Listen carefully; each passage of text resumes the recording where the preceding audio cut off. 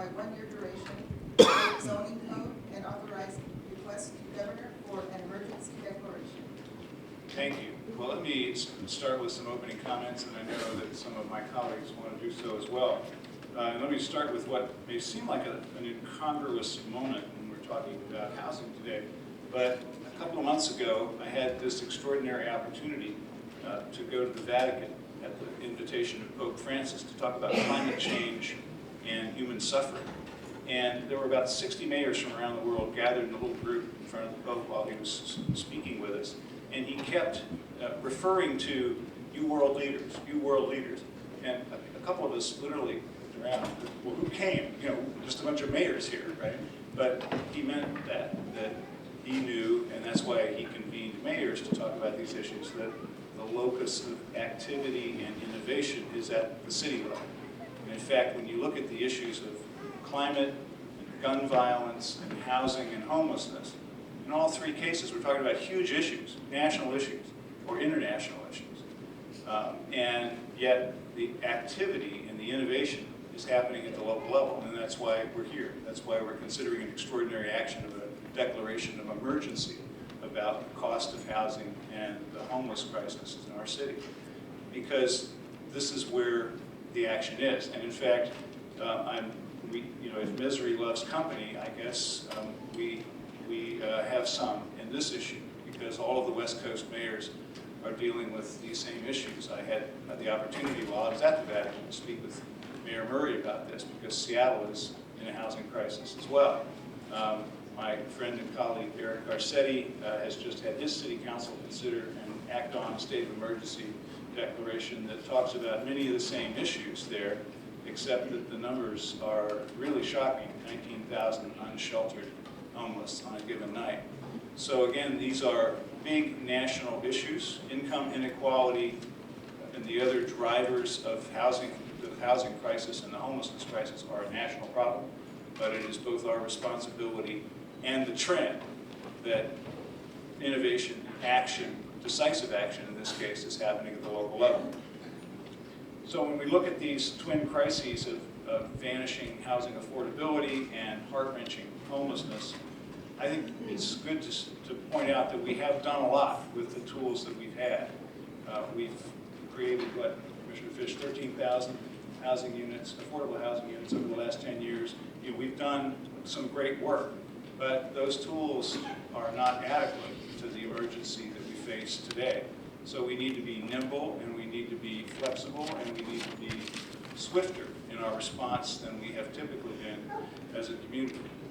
I don't ask the council to take up the declaration of emergency lightly. And in fact, it's something no mayor takes pleasure in. No mayor takes pleasure in declaring an emergency in his or her city. But this is one, and we have to face it that openly. There are good things, though, about declaring an emergency. The fact that you are here today, because it's galvanized a lot of people into collective action.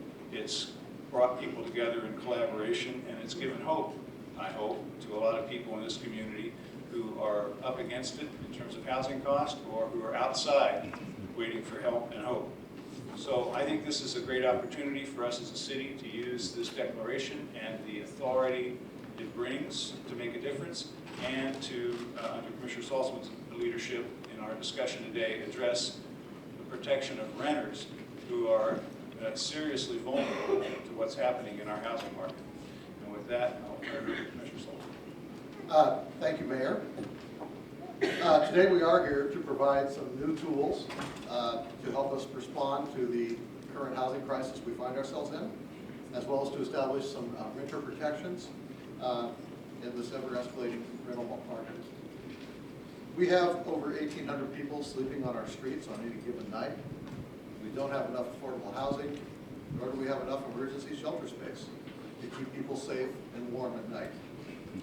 So we need to do more, and that's why I appreciate so much the mayor's declaration of emergency and his proposals that he's making today. And we'll also be talking about establishing some fundamental renter protections. But I did want to touch upon a few other things we are trying to deal with to address the issues of more affordable housing in our community. We have currently 1,100 new affordable units in the pipeline. These are projects that have been funded and are underway in one form or another. And this month, we will be deciding on funding for an additional 600 units of affordable housing throughout our city. The council, in the next couple of weeks, will be talking about increasing the urban renewal amount of money set aside for affordable housing investments. And let me be clear, I will be asking this council to prioritize the addition of tens of millions of dollars of additional money from sort of the PDC side of the ledger to the Portland Housing Bureau side of the ledger, so it can be invested in affordable housing. And on the 28th of this month, I will be asking the council to take the first step towards a permanent citywide source of affordable housing, known as a developer impact fee. We will assess developers a fee to develop in our city to support the creation of thousands of more units of affordable housing. And finally, I did want to touch upon something that's in the works and will be coming to council, but will be later next year. And that's part of the comprehensive plan. We have established proposals to establish new incentives. I mean, we're using somewhat the stick approach, but we also want to use the incentive approach by being able to offer developers additional height or density in exchange for a commitment to include affordable housing in the development or to pay into the affordable housing fund and into the payment. So all these things are in the works, and it's going to be a busy October. It'll be a busy next several months as we respond to the urgency of this crisis. And I'd also like to say that the tenant protections that we will discuss soon, it's not the end of the discussion. It's in fact perhaps the beginning.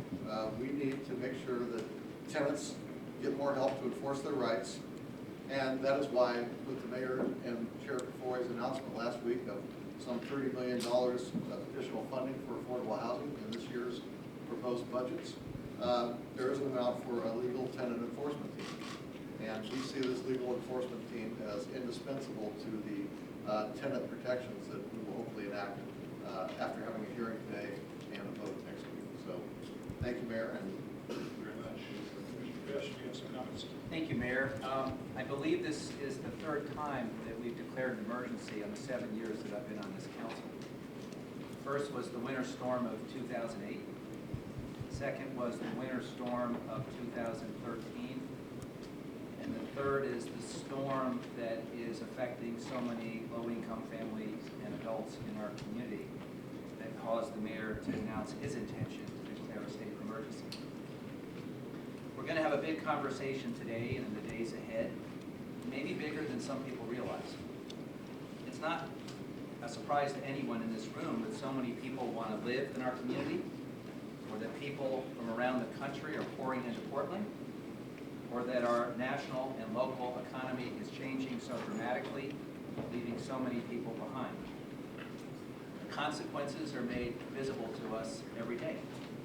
Whether we're talking about tear downs in Boise Elliott, view corridors downtown, apartment buildings with limited parking, food carts being replaced by $750,000 condos, Airbnbs, short-term rentals, older adults forced out of their homes, homeless families and children in the North Park blocks and in our natural areas, no-cause evictions for families living on Rosa Parks Boulevard, or the need for additional shelter space for some of our most vulnerable residents. We're talking about the same thing. All these threads are part of a larger reality in Portland, a city that is changing, and a city where we collectively need to make sure there is room for everyone in our city. When cities become denser, when land becomes more scarce and more valuable, it's not those at the top that get squeezed.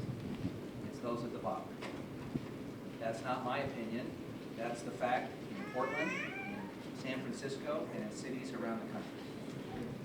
And that's why it's appropriate that this larger discussion has zeroed in on affordable housing and homelessness, and Mayor, why it is correct, in my view, for you to declare this emergency. I am glad that the council's attention has been focused on this vital conversation, and I am grateful for the chorus of community voices who have demanded that we take action. I will support this declaration today. I will join each of you in fighting for new funding. and I will support any reasonable proposal that relieves or prevents the struggles facing those who have the least and need the help the most. And I want to close by acknowledging that because of Dan Salzman's leadership and the conversation that the mayor has launched, and because of the tremendous advocacy of the people in this room, we have as many as 12 concrete proposals which this council is poised to act on. And they fall into one of four categories: new money, new homes, new tools, or new protections. I was honored to stand with the mayor and Dan last week to express my support for the $30 million pledge to the Home for Everyone. And I'm pleased that the mayor has chosen the plan that was developed by the community. It is a plan that has already been vetted. We don't have to reinvent the wheel, and it will make a dent in any homelessness. I will support increasing the TIF set-aside from 30 to 50%. I will support Commissioner Salzman's ordinance, which he intends to file shortly, to dedicate all revenue from short-term rentals like Airbnb to the Housing Investment Fund, so those resources can be used to replace the inventory of affordable housing we're losing. I support Commissioner Salzman's request to fund a nexus study, precondition to identifying a new impact fee. I support all of the market-based proposals that Dan has supported that would encourage the market to provide more affordable homes in opportunity areas across our city. Today, I will support changes in the law that give renters greater protection. Council will once again this year demand that the state legislature finally act to lift the preemption on the ban against inclusionary zoning. And whether you support inclusionary zoning or not, it is offensive to our system of government to have one body declare that another cannot even take the issue up.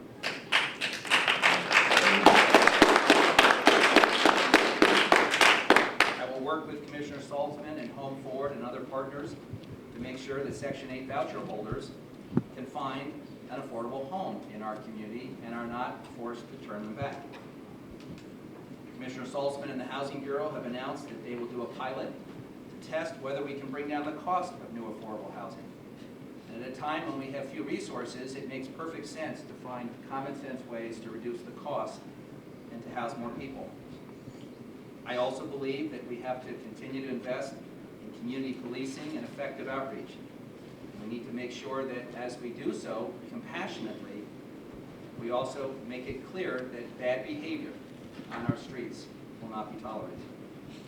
And finally, I will enthusiastically support the call when it comes by Welcome Home and Jess Larson to capitalize on this moment and at some point in the future to go to the voters and to say we need a new and robust dedicated funding source to continue to find and provide and build and support homes for our most vulnerable families. Mayor Hales, thank you for your leadership in declaring an emergency. Commissioner Salzman, thank you for the plethora of innovative ideas you put on the table to address this emergency.